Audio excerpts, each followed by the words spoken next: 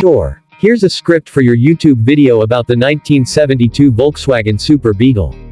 Welcome to the channel. Today, we're diving into a classic that has stood the test of time, the 1972 Volkswagen Super Beetle.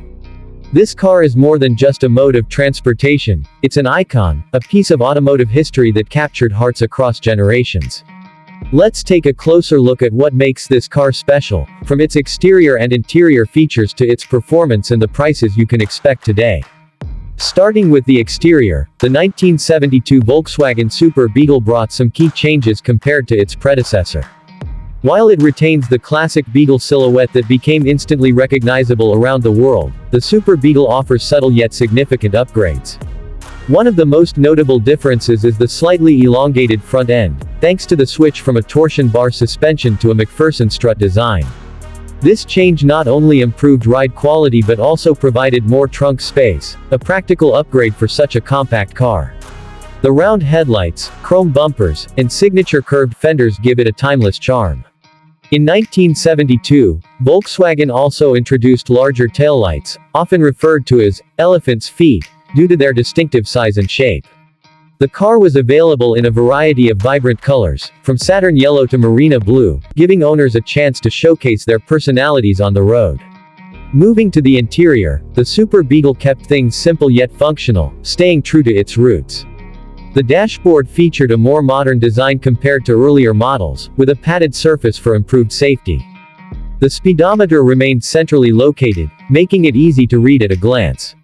While the cabin might seem minimalistic by today's standards, it offered everything a driver needed. The front seats were more supportive than in previous models, and the rear seats, though compact, could comfortably accommodate children or provide extra storage space when folded down. Ventilation was improved in the 72 model, with better airflow throughout the cabin, making drives more pleasant. The Beetle's unique smell, a mix of vinyl and classic air-cooled engineering, adds to the nostalgic experience for those familiar with vintage VWs. When it comes to performance, the 1972 Super Beetle featured a 1.6-liter, air-cooled, flat-4 engine that produced 60 horsepower. Now, while that might not sound like much compared to modern cars, this lightweight vehicle made efficient use of its power. The rear engine, rear-wheel drive layout provided excellent traction, especially in slippery conditions. The new McPherson strut front suspension drastically improved the driving experience, reducing the bounciness commonly associated with earlier Beetle models. This Beetle wasn't built for speed, but it excelled in reliability, simplicity, and fun. With a top speed of around 81 miles per hour, it was more than capable of handling city streets and the occasional highway cruise. Now, let's talk about pricing. When it was new, the 1972 Volkswagen Super Beetle had a base price of around $2,300, a fantastic deal even by 70s standards. Today, the value of a well-maintained Super Beetle varies significantly based on condition, originality, and location. A project car that needs some work might be found for as little as $5,000. However, a clean, fully restored model can easily fetch between $15,000 and $25,000, with exceptionally preserved examples going for even more. Collectors and enthusiasts continue to seek out these cars, especially since parts are relatively affordable and available, making restoration more accessible than with many other classics.